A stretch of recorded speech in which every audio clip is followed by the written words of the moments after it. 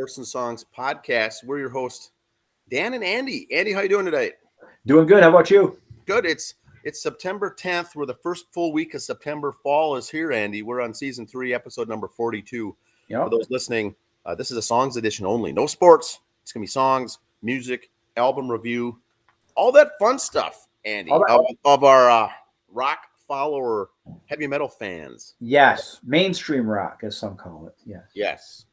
Well, let's jump right in. We've got an album review of the day.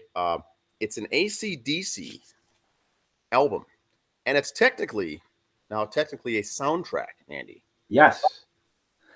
Some people confuse it thought of the greatest hits, and it's not. Who Made Who by AC/DC was actually a soundtrack album by Australian hard rock band AC/DC, released in 1986.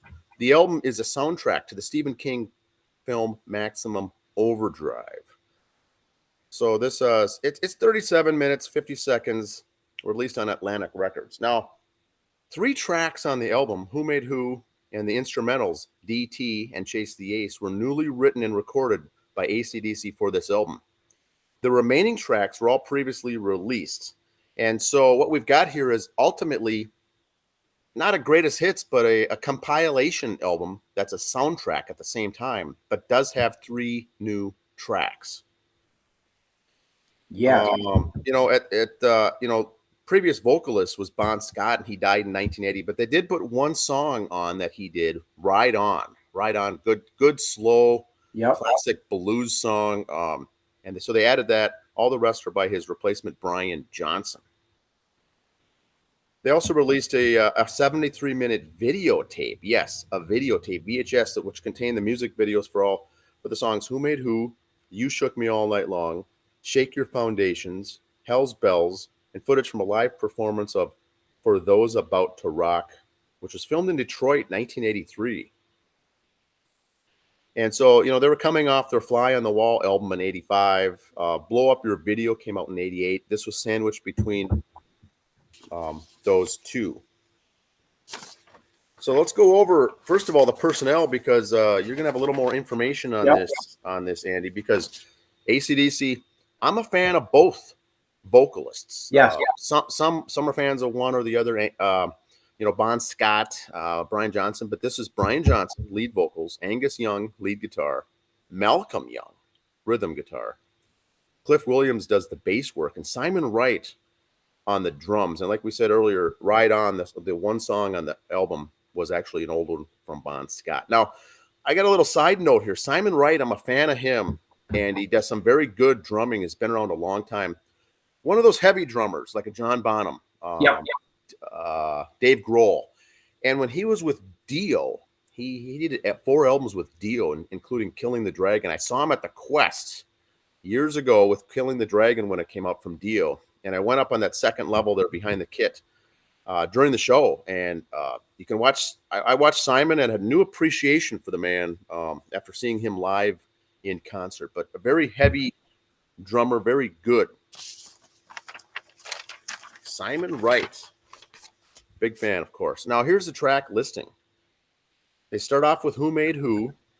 That's the new one. And remember, the movie's about machines and robots and technology that comes to life, kind of in getting back to that Who Made Who concept of who built who.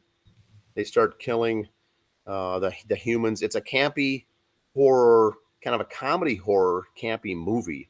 Yeah. Stephen King. And it's the only one that he directed. He wrote, many, many movies, but he directed this one. The next song was You Shook Me All Night Long. They brought that in from Back in Black. DT is an instrumental.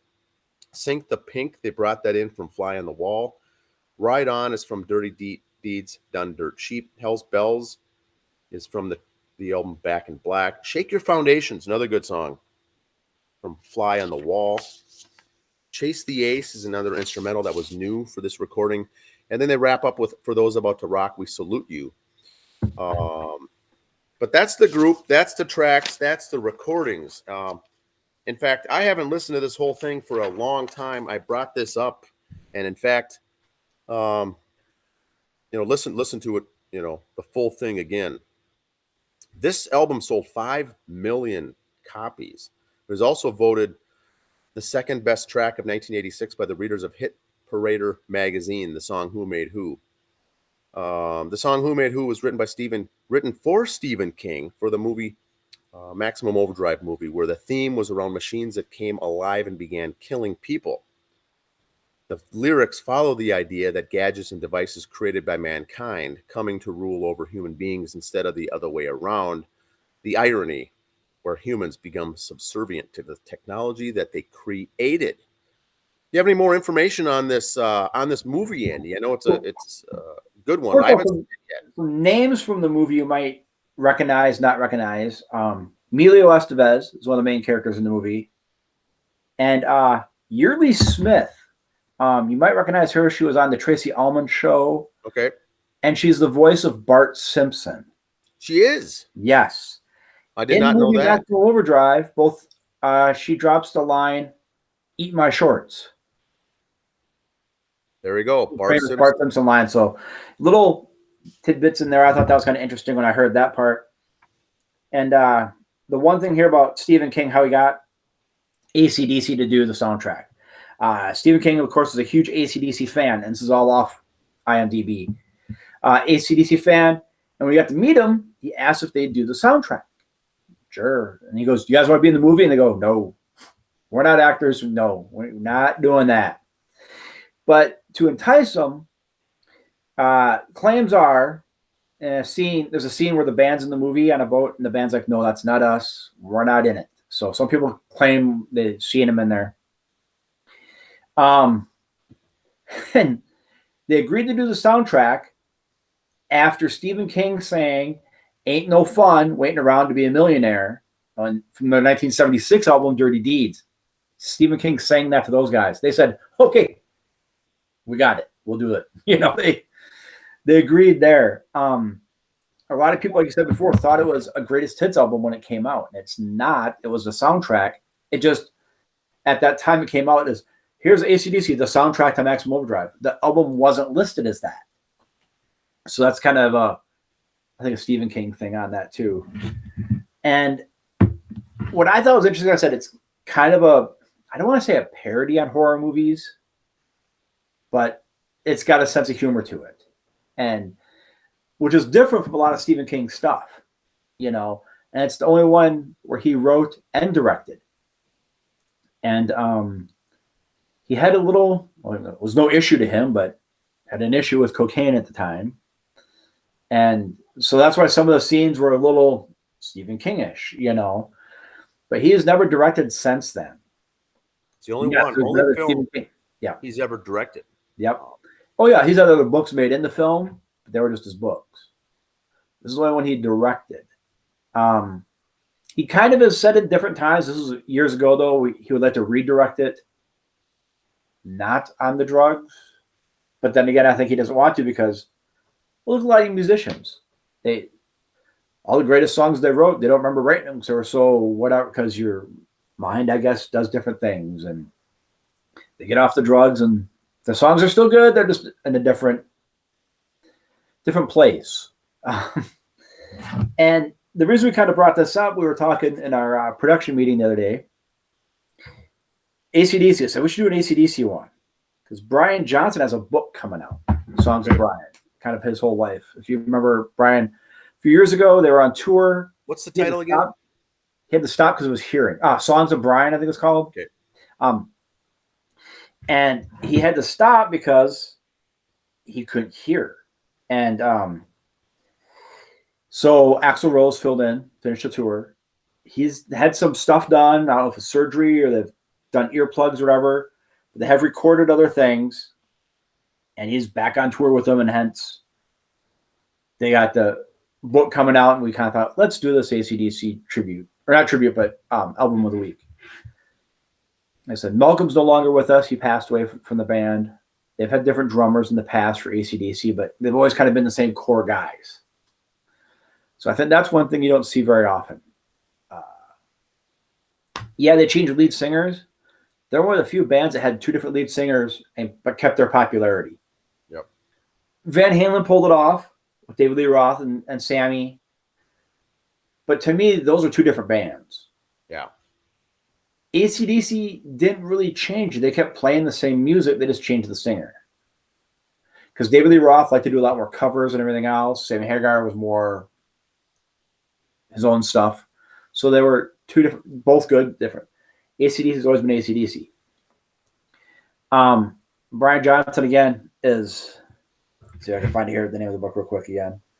The Lives of Brian. I'm sorry. The Lives of Brian. You can get it on Amazon. It comes out October 22nd.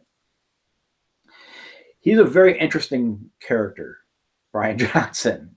I recommend the book. I haven't read it yet, but I've read a lot on him in the past. He's done other books and stories on him.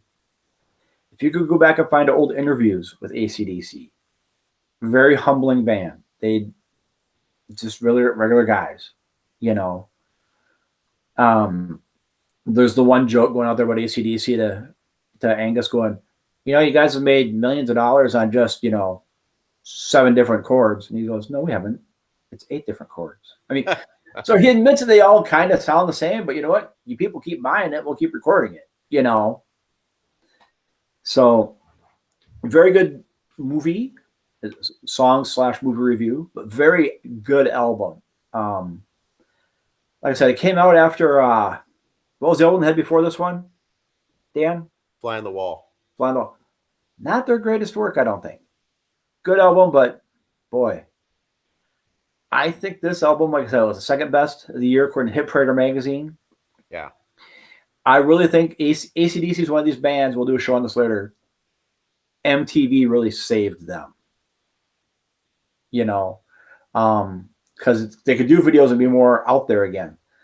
And this being a Stephen King one, when it came out, it was real popular. He was a popular guy. So that, you don't have to be, Stephen King movies, you got kind of like, okay, it's going to be a scary movie, here we go. I'm also, no, you don't have to be in that horror film genre. Don't be ready for a comedy either, but it's a lighthearted horror film. It also says here, the movie Maximum Overdrive. Recently, a couple of years ago, Stephen King's son recommended, he says, let's redo that movie and let me direct it. Well, it'll be a generation later, re-release Maximum Overdrive and redo the movie. And Stephen's like, I don't want anything to do with that movie. The Simpsons did one, Maximum Homer Drive. They kind of did a parody on it. You know, they've done it. The movie Haven is kind of a, I don't want to say a spin-off of that, but kind of that same thing, the TV show Haven. And one of the characters in Maximum Overdrive, the Green Goblin from Spider-Man. You see that name in there a lot on stuff. So yeah, got a lot of different things. It's kind of a fun movie to watch. Like I said, Emilio Estevez is in it. You don't really picture him in a horror movie, you know. You know, he's the coach from Mighty Ducks. You know, he's the Mighty Duck Man. He's the guy from Young Guns. You know, and here he is in Maximum Overdrive. Now the singles released was Who Made Who, of course. That's a new fresh song. But they also released You Shook Me All Night Long. Re-released Rare thing. They re-released a previous song. So that was re-released. On the B-side of that is She's Got Balls, a live performance of that as the B-side. And they redid the new music video that was released as well. That related to the movie itself. Yes. Let's see.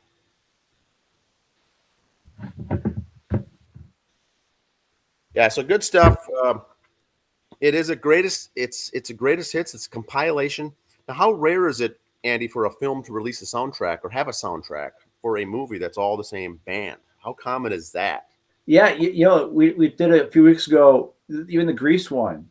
Yes, it was all people from the movie, but it wasn't all Olivia Newton-John or all John Travolta. You know, it's weird. Unless it's something like a movie about Queen or ABBA or something like that, where it's going to be the whole band on there. But this, now, you will hear songs in the movie Maximum Overdrive that weren't AC/DC songs. Yes, correct. Oh, yeah, we want to explain that but there's some instrumentals and different parts in there. There is songs that aren't on the soundtrack, but that's true in every movie. Yeah. How many times you hear a song in a movie, then you buy the soundtrack going, the hell, this song's not on here, you know? So, yes, if you see the movie, go, oh, see, that's not an AC/DC song. You're right, it's not. It's not on the soundtrack either. So, gotcha. Good movie, good times. Like I said, you could watch it on a rainy Friday night. It's not going to freak you out. It's it's okay. It's not like you have to Released get a well lit in room. 1986. Good stuff. Good heavy metal, hard rock, some bluesy feel in there as well. Yep. Instrumentals. Yep. That was bluesy. Yeah, that's kind of their closest to a ballad they ever have, too, is that one bluesy song on there. That's as close as they get to a ballad. Yep. 37 minutes long. It's a good, easy listening to CD. That's all I've got for this album of the week. Is there anything else, Andy, that you recall listening to it as a kid, as a teenager?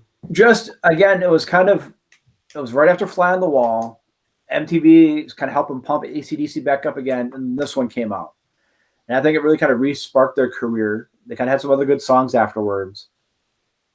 But the video I thought was pretty interesting. I liked that video for Who Made Who. It was a little different.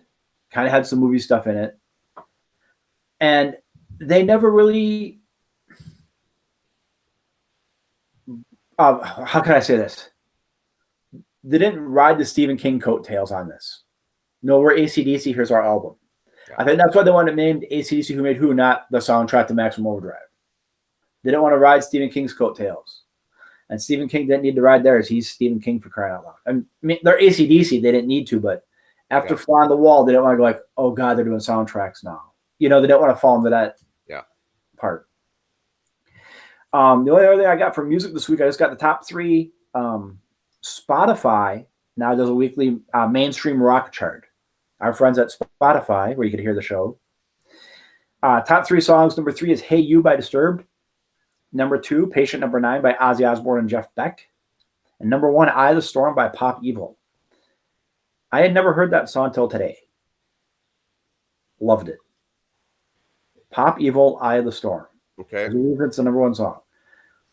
Sidetrack on Ozzy Osbourne. I don't know if you saw this. I hate to bring up sports right now, but Thursday night's game, he was supposed to play at halftime. So he did. NBC showed the whole 10 seconds of it. Oh, that's right. Yes. So that was it. It's just a small clip. Yeah. So here you spend all this money to have Ozzy be there, and then it was probably the Rams who spent it because it was at their stadium. But so NBC, I guess NBC football doesn't want our type of viewership. I guess they don't, which is fine. To tell you the truth, I'm going off 10 seconds from what I read because I didn't watch the game either. So, correct. That's what I got. Mainstream charts on Spotify. You can check that out weekly, and we'll try to have the top 3 here every week when I remember. Awesome. I'll be honest about that. Sounds good. Have a good week, everyone, and get out there, listen to some AC/DC. Who Made Who? And watch Maximum Overdrive. See ya. See ya.